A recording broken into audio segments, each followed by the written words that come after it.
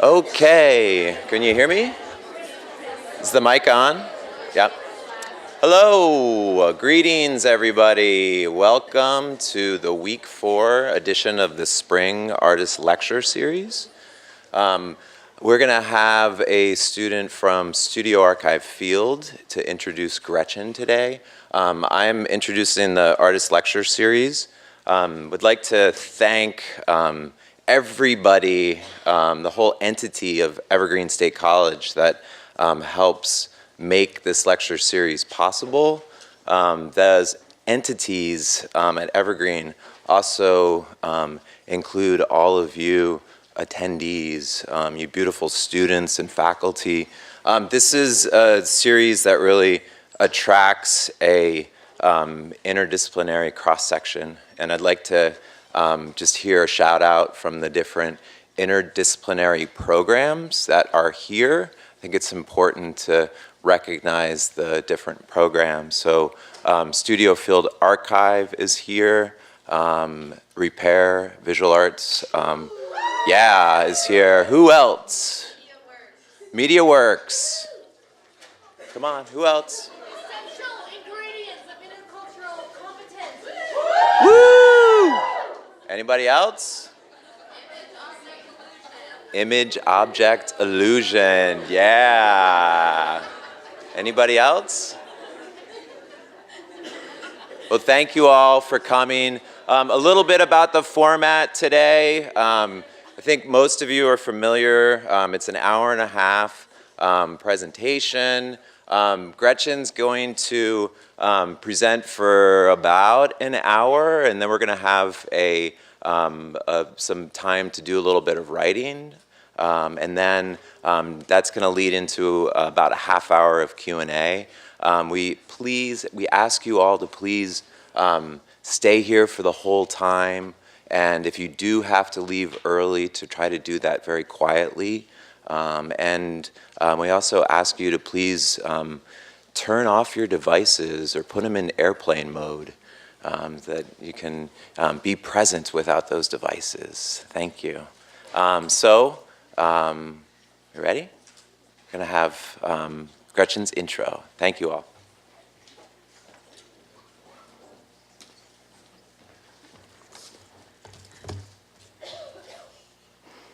Hi.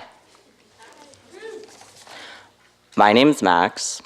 I'm very happy to have Gretchen Bennet here with us this morning and introduce her to you all.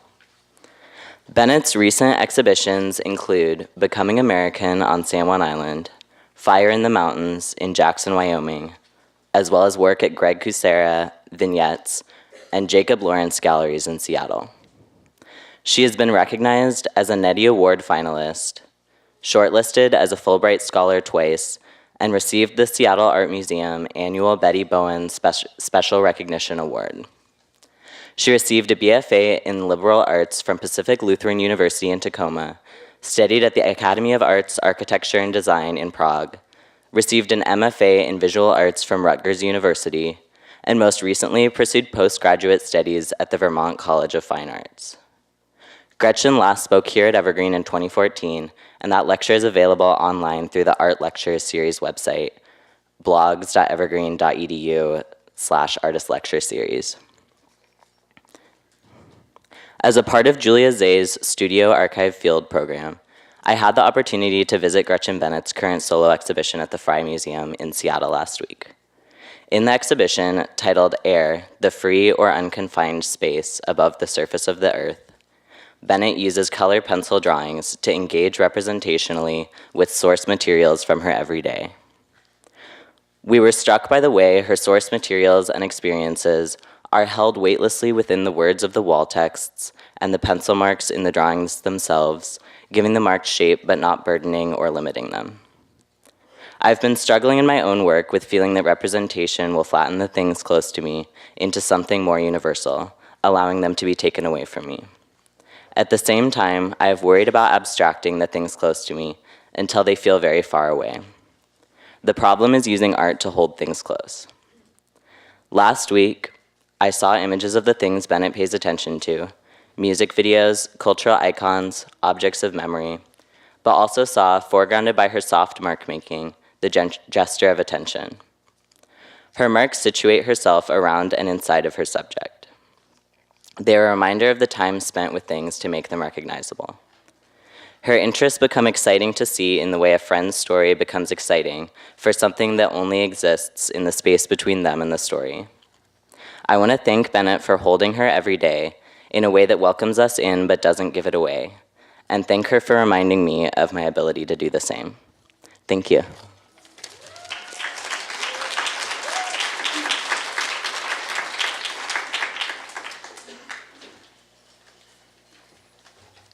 Thank you so much for that introduction, and thank you all for having me come here today and talk with you. I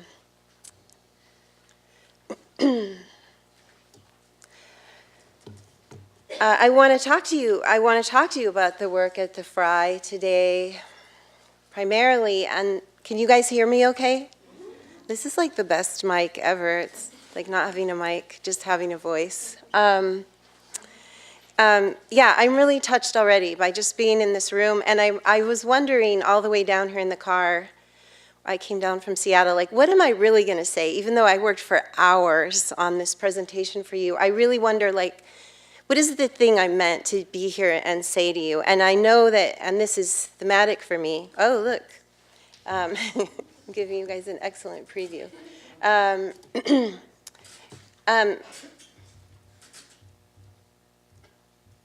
know that one of the main things about the work I want to show you today is it started with something I didn't want to say. And the work wasn't working, and I had this deadline. And I didn't want to say what was really happening in my everyday, because it was, for me, really weird, and also sometimes really mundane. And those two things, why would I want to share that? So I finally had to understand that those were exactly the things I was going to share, or I couldn't move forward. I couldn't make work. So the work saved me. Like, the work was the mechanism where I faced what was really happening with me, where I thought it was the other way around. If I could just get things together, I could make the work. They're not together. They keep falling apart and coming back. So I want to talk to you about air, the free or unconfined space above the surface of the Earth. It's a series of atmospheric color pencil translation of... Am I going to be able to tell you? It's a series of atmospheric color pencil translations of personal photographs and artifacts of popular media that convey the emotional potency of everyday moments. The things that we think are banal are so packed with meaning sometimes, while seeking to articulate ineffable aspects of subjective experience that eludes documentation. These drawings organize the internal sources that guide my process and give pattern to personal signifiers, while also seeking ways to communicate transcendent experiences. And I had a lot of those. This was one of them. This is me at the age of 12 in what was then Bratislava, Czechoslovakia. It's now Slovakia. There's the Czech Republic and Slovakia now. My father took this photograph, and I found it after he passed. I sort of by default or by a divine intervention inherited this slide collection. And this is one of the things that stopped me. This is, yeah, and I translated it into a large format drawing. This is about 4 feet wide, and I did that with projection, staying true to the 35 millimeter Kodachrome 1972 slide that it came from. But I keystoned it so that I could be in the middle like Venus becoming, which made me even chubbier, like really extended the image. But this was a really good moment for me. And you can see maybe the signage on this side of the image says Vesna. I don't know what that shop was, but when I looked up Vesna in Slavic languages, and this is particularly Slovak, it means spring, and it pertains to a young girl who's just becoming. And so I called it Vesna is spring, Venus is Venus. And I think that really, will the person who introduced me please tell me their name again? Max, hi. I think that pertains, Max, to what you said about sort of what is the particular and what is the general, and where do they intersect, and like how do I keep what's mine, and how do I share it too? Yeah. So Venus is just always going to be Venus. You don't have to translate it. And I, like the way I started this work, I first made like 4 giant drawings. Well, by giant, I mean 4 foot. And they just arrived inert. They weren't alive because I wasn't telling my truth. And so I just started writing down what was going on, starting in the upper, this is called narrative drawing. And I first called it diary drawing, just so I could get going. And in the upper left-hand corner is my niece, holding a baby on Instagram and addressing my sister, her mother, saying, "Don't tell me my eyebrows not perfect, and don't be jealous that I'm holding a baby." And that was my starting point. She was my portal in, my niece. And by making small drawings that accumulated every few days into one larger scale drawing, I established a structure and routine for making work. But I left room for flexibility to account for the shifts in my perception and to demarcate the vicissitude of my current creative circumstances. Vicissitude just means like huge shifts in fortune or perception or selfhood. And the reason I use that word is, another thing I did not want to tell anyone, and I don't want to tell you right now, is like I receive thoughts that I can tell aren't mine. I'm sure that that's a normal everyday thing, but it's happened to me since I was little, and I was just like, no one's talking about this, I'm going to pretend it's not happening. So when I was writing text about this work, I was like, oh, vicissitude, interesting, what does that mean? So I looked it up, and it was the word I needed. In this narrative drawing, I look at the things that are included in the narrative drawing, which is this one, as stopping points for me, things that really call to me. And another thing I didn't want anyone to know is that I was following energy readers who read energy through tarot cards on YouTube. And one of them is named Bora Yun, and she goes as starseed energetics and does esoteric astrology, tarot, and she said this to me one day: "You understand that you have evolutions every day, if not every hour. Every day you wake up and feel like a new person with a new perception. Get comfortable with these shifts and the accompanying uncertainty. Through this uncertainty, you're realizing that everything that's not your pure awareness, when you're aware of your awareness, isn't really true. Your awareness of your awareness is the only thing that's true. Start giving yourself less credit for the reality you fixate on as absolute truth, and give your perception more credit for being relative truth." This really spoke to me because I was just moving really fast. I would wake up every morning and be like, oh my God, am I being born again? Like, this is really, really disorienting. And another person that gave me like sort of a foothold, like if I were a little oyster spat, was Adrian Piper, this piece called Mythic Beam, which happens at the same time that I was being Venus, 1972 to 1975. And I'm not well schooled on Adrian Piper. I can't give you, a notated lecture on this person, but this still provided me with information that I needed. I'm just realizing I have a script, and I can talk to you with my script, and I'm doing fine without it. That's so interesting.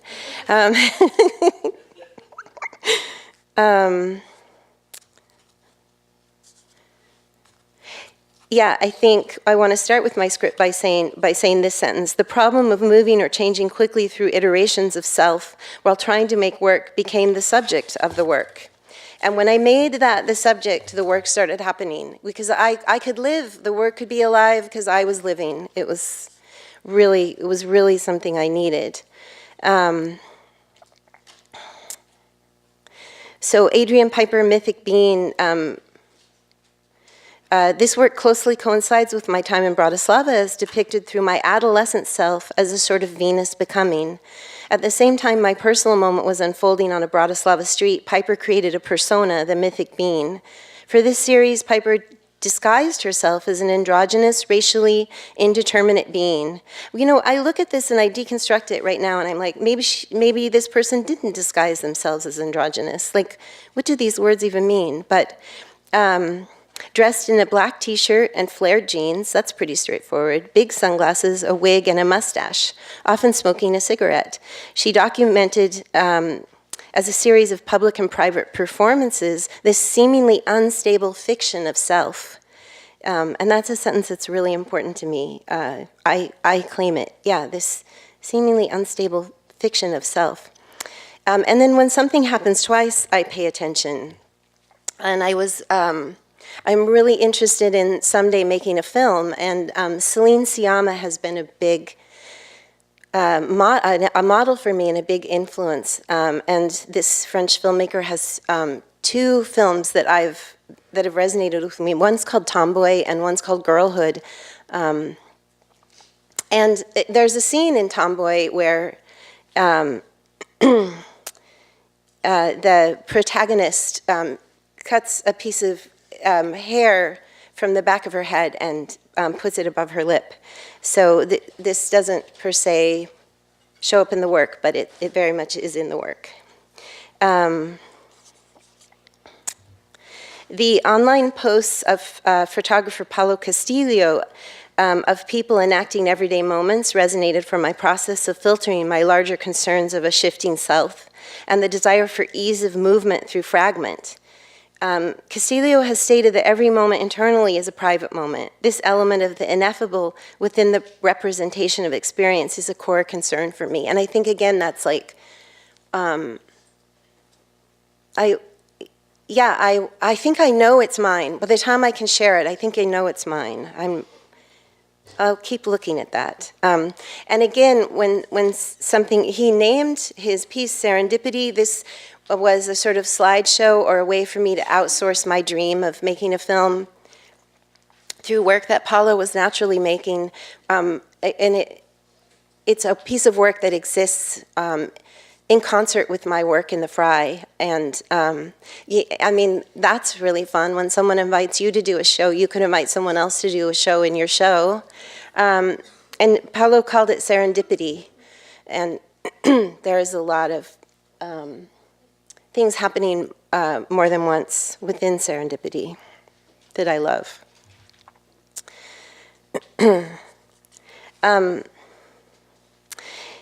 The next work I want to share with you is called an incomplete Vedic dictionary. It depicts a list of words that I heard in my mind on repeat as a type of thought creation, a phenomenon of receiving the inaudible, sometimes called clairvoyance.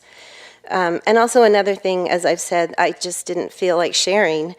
Translating these received concepts into an alphabetized partial list, I created a resource that references the dictionary but lacks its pretense of completeness. The inexplicable but premonition-like occurrence of these words accentuates the principle that everything has a cause, that things will somehow come together to make an irreducible, if idiosyncratic, whole. I want to show you a detail and talk to you about a couple details. The dictionary begins with arcana, a secret or mystery, something like you. I had to figure out when I would receive these words, and I didn't really notice them until they kind of came to me a couple of times. Then I had to Google and figure out, well, what is the definition that's specific towards me, and see what resonated. So I got to also do what the second part of my studio art practice currently is writing. So I wrote a secret or mystery, something like you. And then sometimes with a dictionary or encyclopedia, you use a word in a sentence. And I also got the word Haran, which means amazed. It comes to us from Indonesia. So I used it in a sentence. Baby, I'm Haran at the way you love me all the time. And maybe I'm afraid of the way I love you. Maybe I'm Haran at the way you pulled me out of time. You hung me on a line. Maybe I'm Haran at the way I really need you. I was going through my show up at the Frye last Sunday 2 or 3 or 4 days ago with Shah, Osha, and her partner Hugo Flores, and a woman was reading that aloud to someone else in the room, and it was one of the best moments I've had in a while. And then the incomplete Vedic dictionary ends with the word Vedic. The ancient, and my definition, which I thought this is for me, is the ancient language of the Vedas of Hinduism, also called Shruti, which means what is heard. You hear things, which of course I don't want people to know that I'm hearing things. The drawings act as energy nets that retain the time and attention I put into them. This is also 4 foot wide. It's called Sunburst from Celine Sciamma's film Tomboy. That's the full title. And yeah, again, Max, what you said about representation and should I abstract it and how can I enter into it, those are things that really came up for me. And I picked a couple representational moments from Sciamma's film Tomboy that could be part of personal and or historical memory. They were so general, you know, light coming through trees or sun coming through trees. But the moment that arrested me, that stopped me, was really just for me also. And my photocopier helped. It was running out of ink, and it gave me this multicolored dot-filled model to work from. So I made this from an 8.5 by 11, really bad, like should have rejected printout from my printer, and it started the drawing for me, and that was such a relief. So I accepted what I was looking for, intersected with what I encountered, and I accepted that. So many times that's been really important for me. You know, I should add too, I'm going to stay with this image, but I want to say one more thing about the incomplete Vedic dictionary. Is the way I would know, hey, something's coming in, is I would hear the word Vedic, and these days I hear the word Shruti, and there's no magic that happens at this point. It's not, I'm inside the Vedas, whatever that is at this point, and Shruti just means, hey, there's someone sweeping their sidewalk and they stopped for you to walk by. Why don't you tell them thank you? And when I do, they look at me and say, you're welcome, like they were waiting for it. And, you know, where I've spent a lot of moments in my life where I didn't know someone was waiting for me to say thanks. So, yeah, the Vedic dictionary moves forward and shows me my blind spots. It's been happening a lot this week, but I'm willing to sit in that discomfort, only because I have to. This particular large format color pencil drawing is called Light Through Trees. Also, the rest of the title is from Celine Sciamma's film Tomboy. These two images translate still images from Tomboy, a meditative film on the fluidity of childhood and identity, told through the story of a young girl who presents themselves as a boy. And the reason this young girl named Laura can do that is her family moves. And suddenly they find themselves in a new situation, and they have movement. They have some space to try something in. Capturing moments when trees and dappled light dominate the film's imagery, these drawings reveal the tessellated or interlocking patterns that emerge within these soft focus shots. I've had in mind all along that there's an evident world, the things we're familiar with, but there's also this underlying geometry that both reveals and obscures the fact that everything's together, one thing.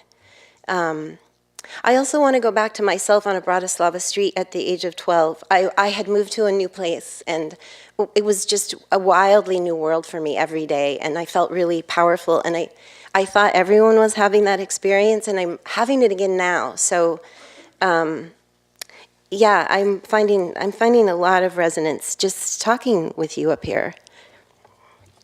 And this large format drawing is called Geometries. And here I return to this thought that the drawings organize the internal sources that guide my process and give pattern to personal signifiers, while also seeking ways to communicate transcendent experiences.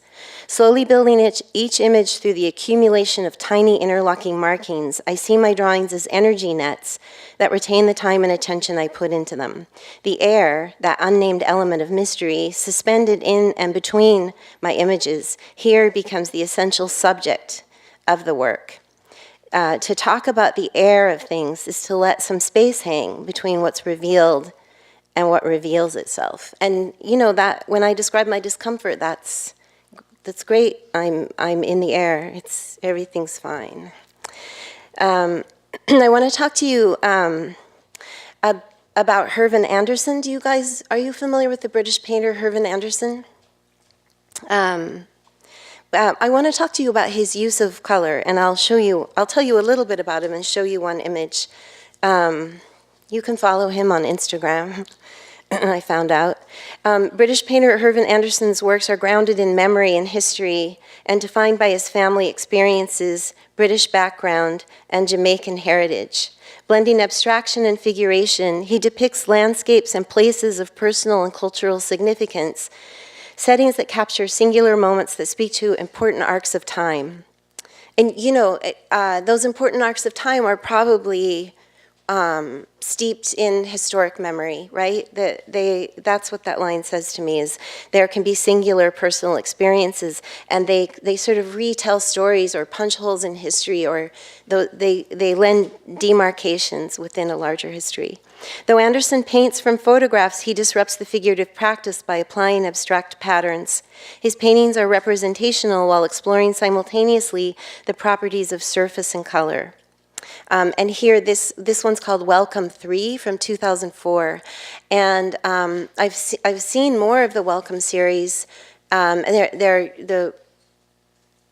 it becomes clear that this geometry that's sort of hovering in space could be a kind of gate from a space that's personal to Anderson. And that makes the geometries feel like something kind of between you and an image, but also maybe it's just the subject, maybe it's just the thing. It's in the foreground.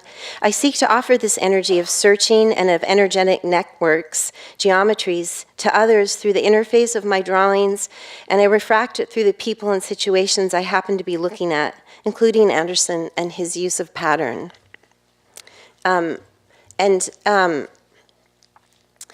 This, going back to geometries briefly,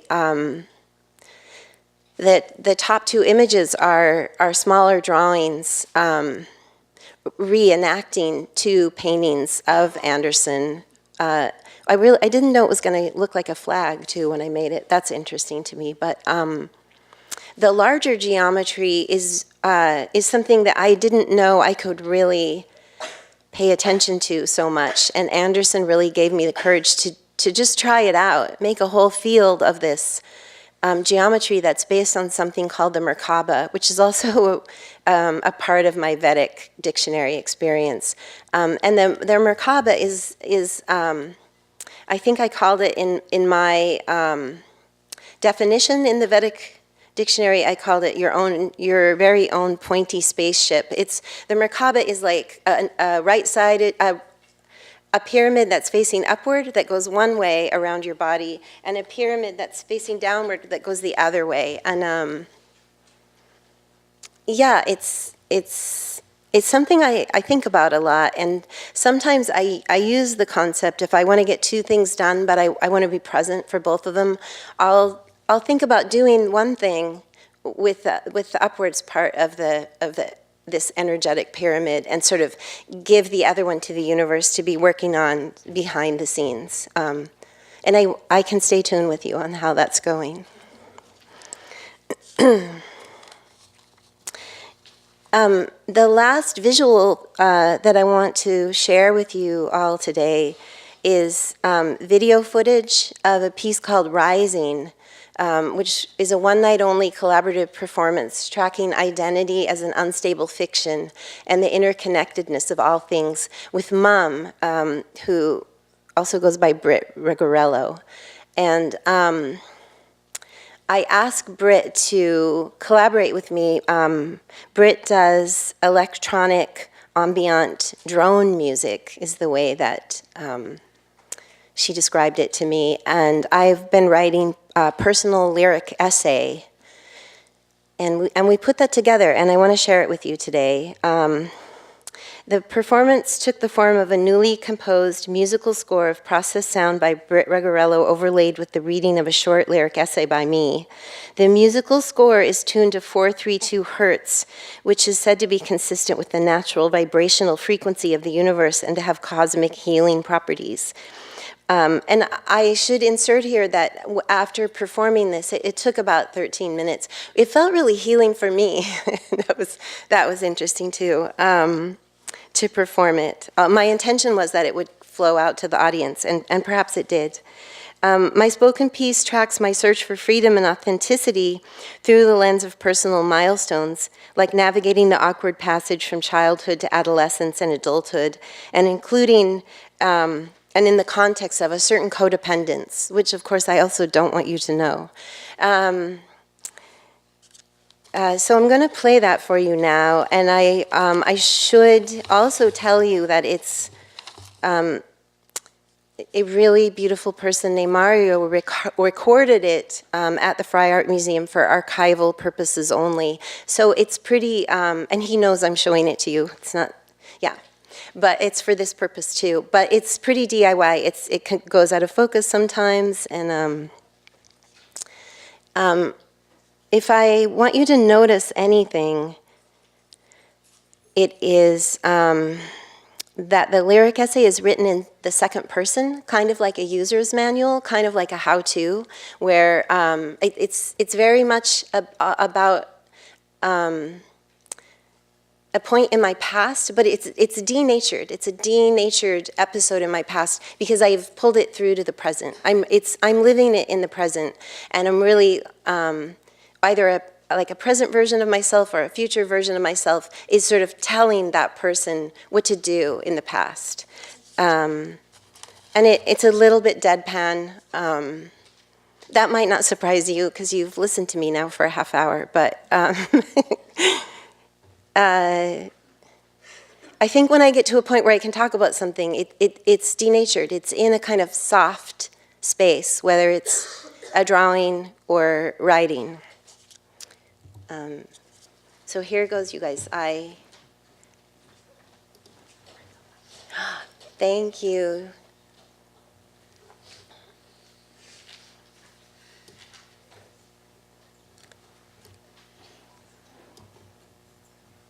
What do I want to do next? Enter full screen. Look, I'm doing this in the second person.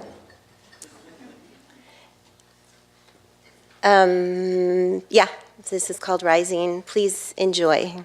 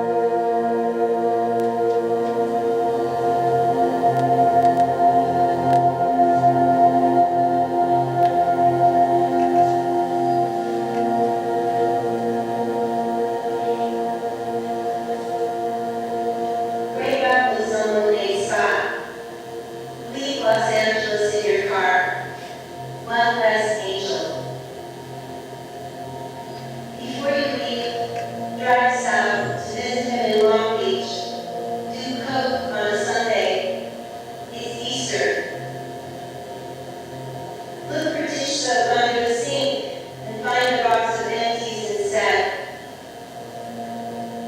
On Monday, wake up. You're so out of it. Pull on 501 jeans, a t-shirt. Go. Go. Go.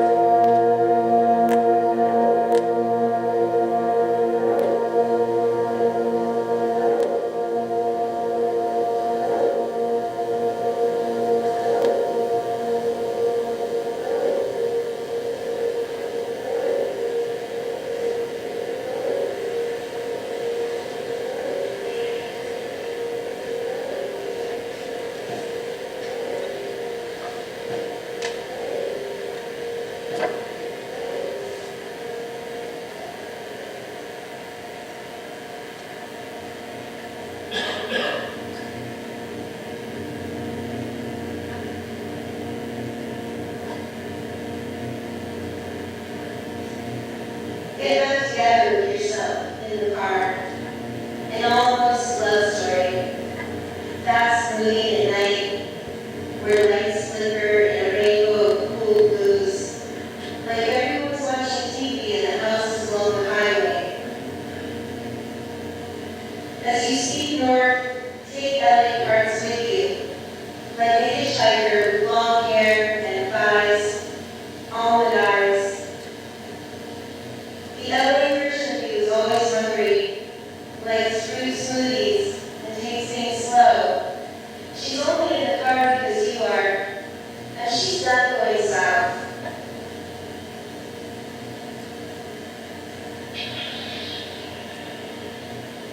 Look at your hands on the wheel, love with your heart. You know them like you know the back of the road. They still vibrate from the motion of the car when you fall asleep under Motel 6 covers. Promise yourself in the future you'll say a strong no to things you don't want, and a strong yes to things you do want. Are you going to eat that? Yes. You sip rest stop coffee as you look for a place to spend the night. Your shadow in the car shadow on the bank of the highway watches you. Every breath you take. In the heart of the car together are two Pisces suns, Venus rising.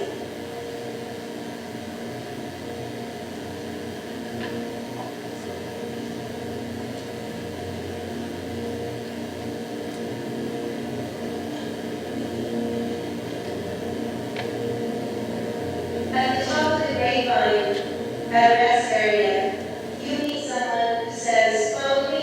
No thanks. But he follows you in a way, hanging just off your front bumper, his tennis racket waving from the back window of his car.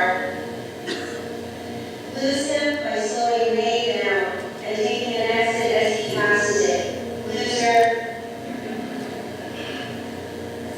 Have a fish sandwich in a McDonald's parking lot before getting back on the freeway. Keep winging it. You're a band of girls. There are the Bakersfield, Sacramento, Redding, Wairika iterations of you.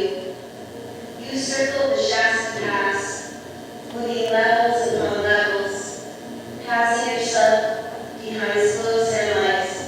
Are we there yet?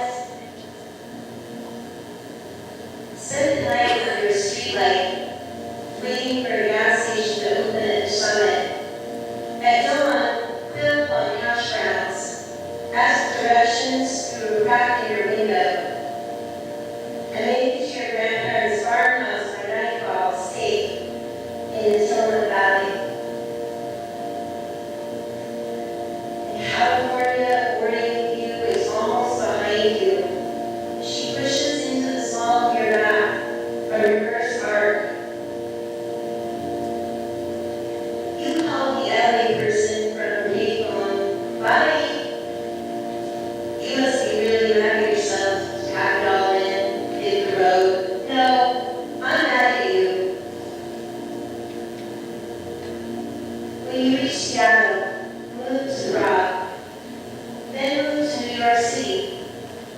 crash on people's couches like a romance. At a meeting in the West Village, someone from across the room with money and lips like yours says, "Hi, my name's Gretchen." Wave back. Say that same thing back as multiple chairs scrape the floor.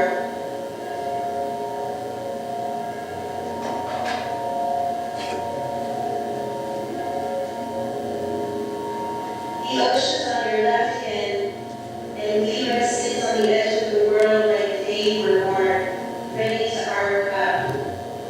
A thing serves, fresh. The mirror's features filled with your features. Baby hazels look you in the eyes.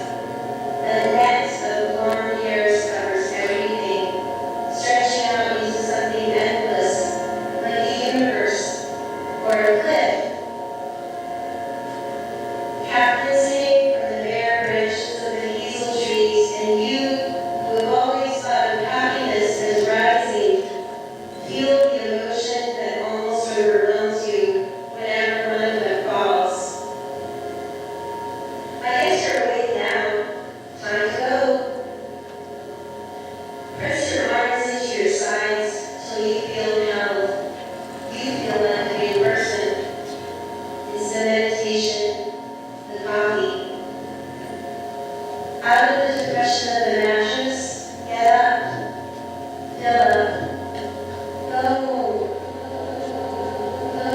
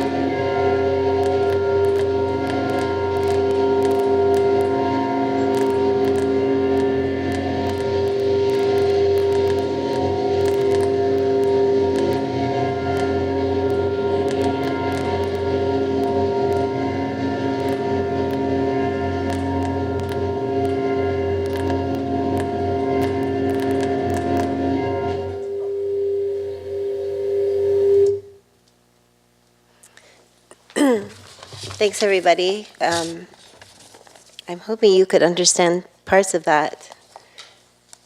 I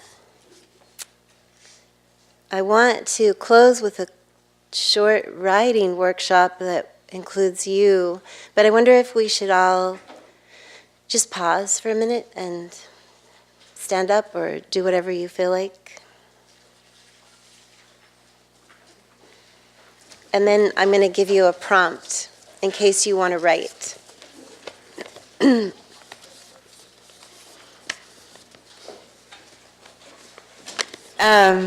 So spend 5 or 10 minutes writing about a past experience that can be transposed, a past experience of yours that can be transposed into this now moment, as if it were happening right now, perhaps. Consider writing about the thing you don't want people to know or you don't tell yourself. It could be that making this secret thing the subject is what makes the writing make sense.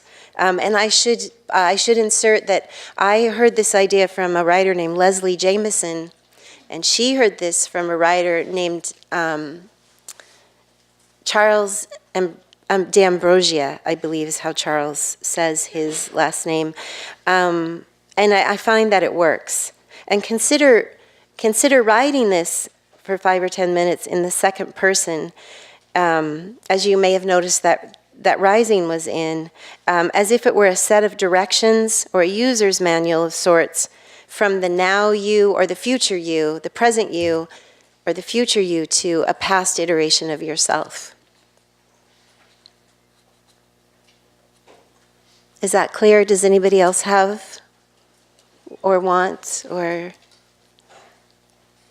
Yeah, so just spend a few minutes writing if you're so inclined. How'd it go?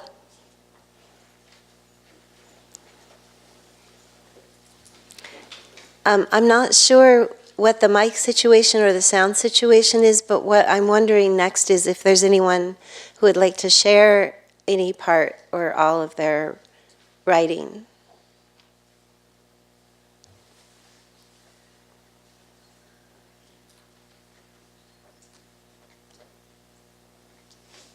You guys gonna keep it close today? You want to share? That's great. Yeah. You can come down here if you want. It seems like the mic might help, but you can also share right where you are. Yeah.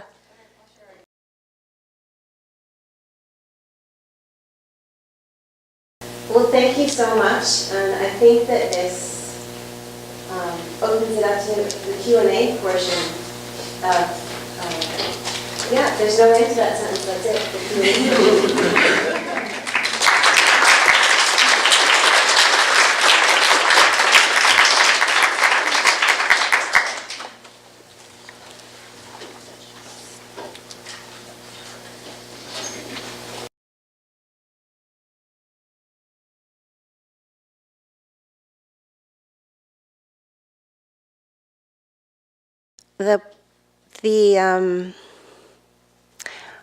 I think it points back to, like, where do I want to start? I'll just say I'm relational, and maybe we'll end up there. And so I make decisions.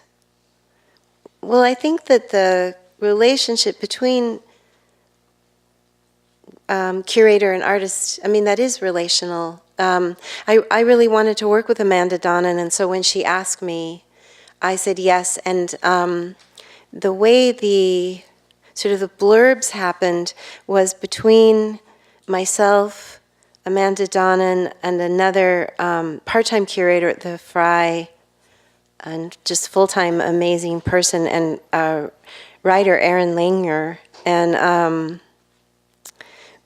we had a lot of conversations, both written and out loud,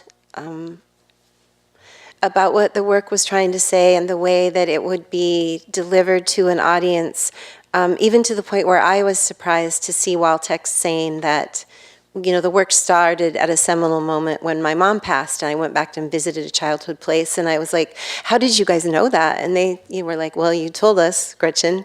So, you know, that's really important, that kind of feedback and reverb, and when something comes back and you see it through a filter of someone else experiencing it and writing about it, and it almost feels like it makes itself, but it takes a lot of labor. And I heard that embedded in your question. Yeah, the word trust comes up too. Like, I really trusted, I really wanted a collaborative space. One of the words that came to me Vedically was cadre, and the description of it that I chose was that, you know, I wouldn't do this alone. I would work with a group of people, including you all, and that it would happen with me leaning and trusting people, just working with them. So in some ways, that's my answer to your question. In some ways, I don't know the answer. It was really my hope, Keely, that I trusted textually it would happen through these conversations, and I didn't try to control the outcome of it. And that was a pleasant experience for me, to just really trust the people who were making the text around it and building meaning with me. And then also I hoped that the work carried something in it, carried affect, like, you know, had been a repository. It had been a repository for me, for my experiences, even of making the work, like very meta, and sort of becoming in trying to make the work and vice versa. So it was my wish that that would emanate from the work, and I have no way of knowing if that's happening, and maybe you don't. You know, it's an interesting wish. Yeah, but thank you for that question. I kind of answered it. Anybody else? Yes.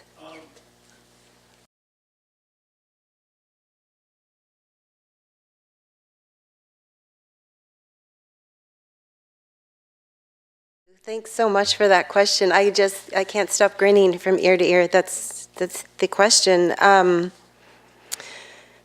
Well, partly I can't help it. Like, just in the last 48 hours, I've had so many triggers externally that are really in me, you know, that of like blind spots that I have, or you know, things that I regret having done, that I'm remembering. And trying to get clear. But I think one of my main motivators is just trying to get clear. Like, just trying to like get down to the central being that is me. I'm using the work as a filter to do that, and I'm grateful for having agreed to the assignment of the work, because otherwise I'm sure I'd be doing the work in a different way, and I'm not sure how. But I think that I want to help define the net. I want to be a part of the net. Like, I want, I'm a spiritual being having a human experience, and I want to savor the steps and the moments and the you know, going through this really funny, wild corridor of having this human experience, and you know, I want to live it. I want to live it. And I say that affirmatively because for a while I was bummed. I was like, wait, I woke up to do this? This is really hard. I don't want to do this. And yeah, I think I'm just trying to be in joy and get clear, and try to ride through the periods where I feel really wrong, and keep loving myself if possible. Yeah. All of my answer is, what choice do I have? Like, it's really kind of set in motion. What choice do I have? Yeah. I really appreciate your question. Thank you.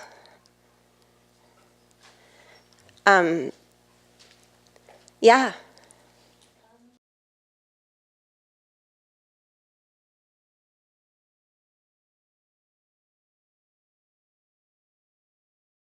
I want to know that too. I like that. I love that question. I want to know that too. I mean, what attracted me to Siama's films are that both the central heroes of her stories decided that they would dress the way I did when I was 12. Like, you know, those were the clothes my mom made for me, but as soon as I could get the clothes I wanted, they were Levi's 501s and T-shirts. That gave me a certain freedom and mobility. I could move inside those clothes. I think that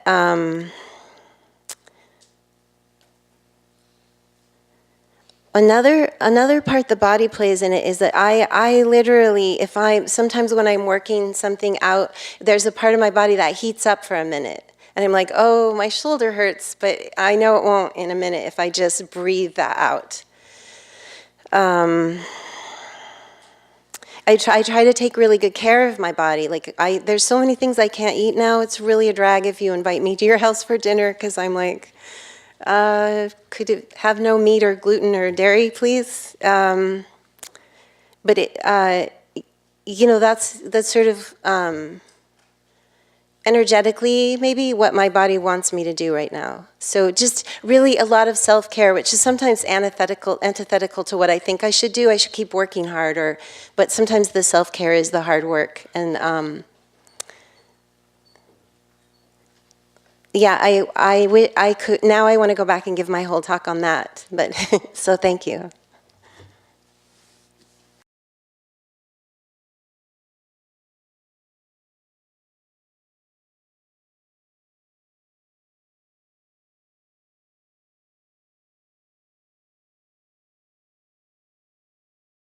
These are such good questions because I'm like, I wonder what the answer is to every single one of them.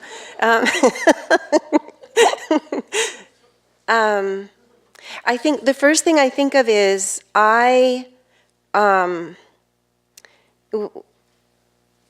was looking for locators, you know, kind of like momentary stopping points, and I found Adrian Piper and Celine Sciamma's character, Laura, in Tomboy. And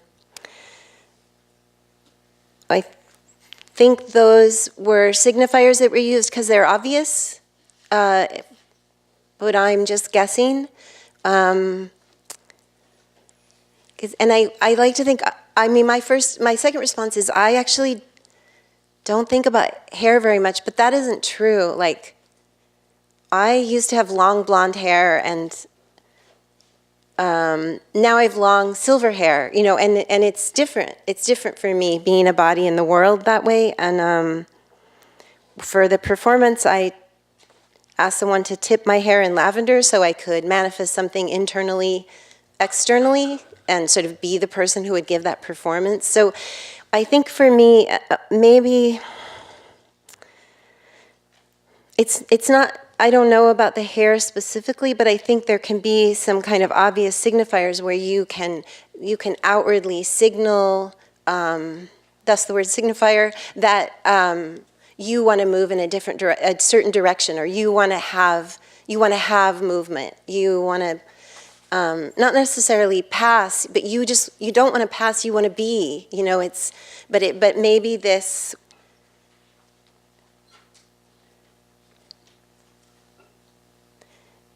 Maybe to show it to yourself, you know, maybe to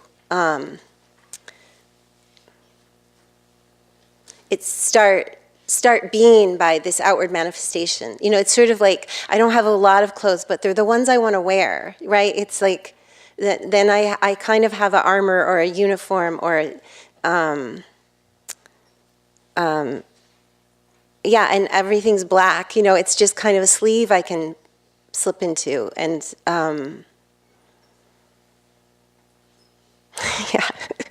Again, that is just a great topic that I would love to explore, and it's something I will, now that you've asked me, I'll keep thinking about it. Thank you. Yeah.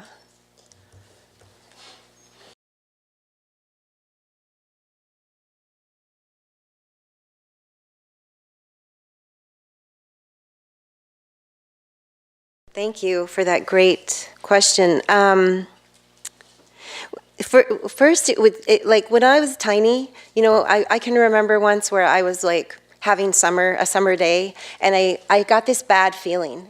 And I was like, oh God, what is the bad feeling? And then I remembered, okay, think, what was the thought? Because the thought leads to the feeling. And the thought was, hey, Gretchen, school starts in a week. And I think that sort of a higher aspect of myself like to prepare me, because I could take things hard. But I only really told myself this was happening, you know, like a year ago, because no one else was saying, hey, did you just hear that? You know, so that's how it started coming to me. Sometimes it feels really mundane. Like a few years ago, I slid to stop at a stoplight, and I heard just as clear as day, you didn't get that grant. And then I forgot about it, and then I got home and I got a letter that said, Gretchen, we're sorry you didn't get that grant. So I think that sometimes it's just like, well, why did they tell me that? But again, I think it's preparation, or it's smoothing the way. And then in sort of owning it or deciding to represent it, I really leaned in hard on Wikipedia. to sort of, I find it to be a very neutral space and sort of literal. And within that, I can kind of read what resonates for me in terms of looking up Vedic and finding out there are 4 Vedas and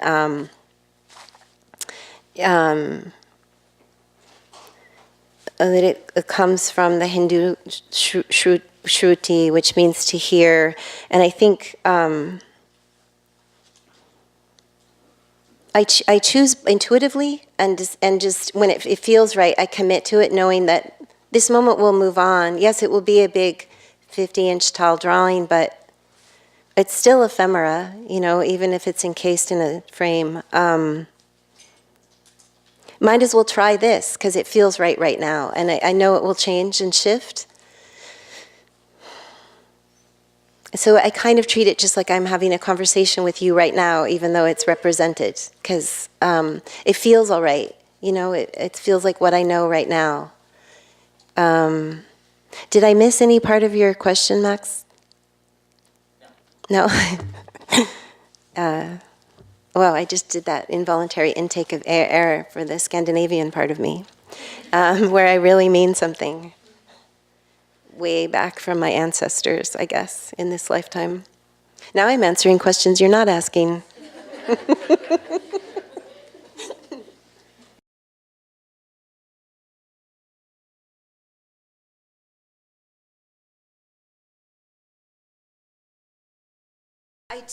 I do because bless you.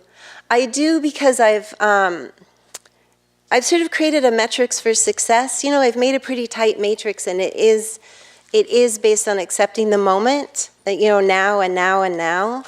I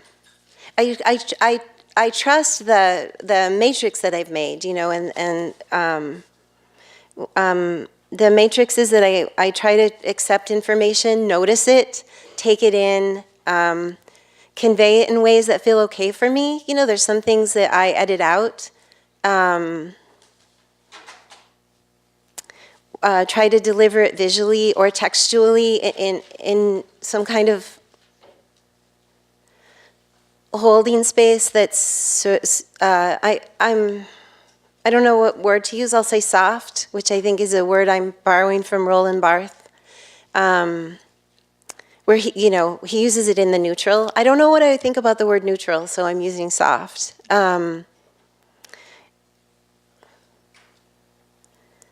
But having set the parameters of my practice, at VCFA, this Suan Kwan really helped me in a critique by saying, for your drawings, Gretchen, like write down like what kind of pencils do you use and what time of day and for how long do you draw, and is it a rain-like mark? Like what's the mark like? And why graphite? And if after a half hour you take a break, what do you, and now I'm telling you how I defined it. It was like a 3H or a 4H pencil, and I drew half-hour increments at a time so that it could abstract representation in a way for me. And then I got to work on the New York Times crossword puzzle or go for a walk or get an espresso. So I trusted the metrics for success for the project that I laid out. It holds me, and so then I still feel okay about it, even after I've moved on from it. So what experience prior to that led you go there to make the matrix for you? I think it was just like trying for almost 3 months to make art with a capital A. And realizing, oh, by the time I wake up in the morning, I'm not even the person that made this piece of art. I need to talk about that. That's what led me, is just surrender of just what was really happening, and self-acceptance, which I have to try to practice all the time, return to it, because I fall out of that, yeah. Uh-huh.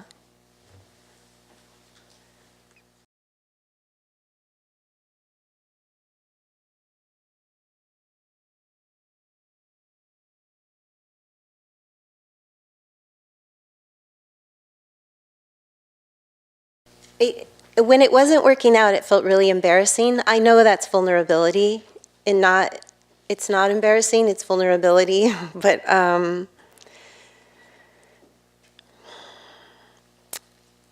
I think part of it was learning. I didn't pay attention to color theory in school. It just wasn't the right time for me to hear it. And so rediscovering that, sort of the information that was latent in me, but also just discovering how color worked and like what the tool was that I was going to do with it. And it ended up being the Prismacolors that aren't wax, so you can build it slowly. And sort of, so the tool really helped me, was a way in for me.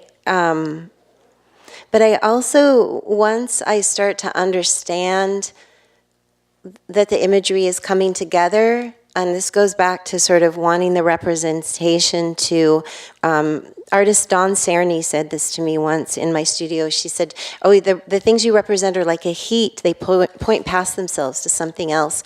Once I get to that something else, I don't have to finish the drawing. It's finished already. It's a process of the drawing finding me. One thing I didn't say to you because I forgot about my script at the beginning was, I set the drawing in motion, and when it finds me, I'm done, and the reason I know is I lose interest, but I still like the drawing. If those two things happen, and so I think it ends up in a literal lightness. Like I actually don't need to push it when it's done, and I follow my attention and my desires, and it works out well for me when I manifest them.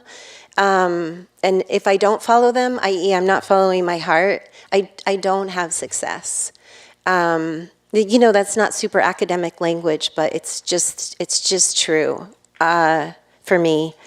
And there was one more thing I wanted to say to you about that.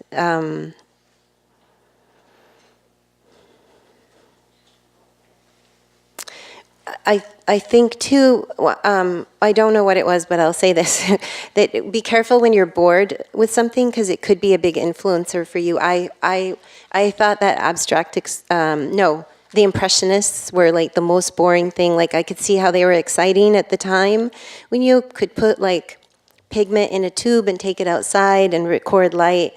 But then when I started tracking YouTube files and translating them into drawings, and the artist Matthew Offenbacher called me a YouTube impressionist, and I was like, oh my God, he's right.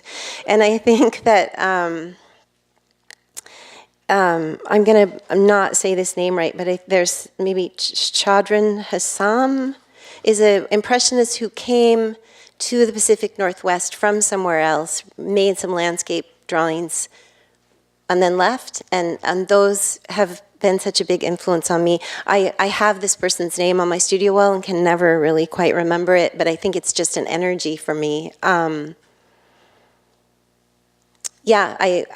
apparently they're really resonant for me, and they're still alive and in the present. Yeah. Yeah. Thanks you guys. Thanks so much for having me.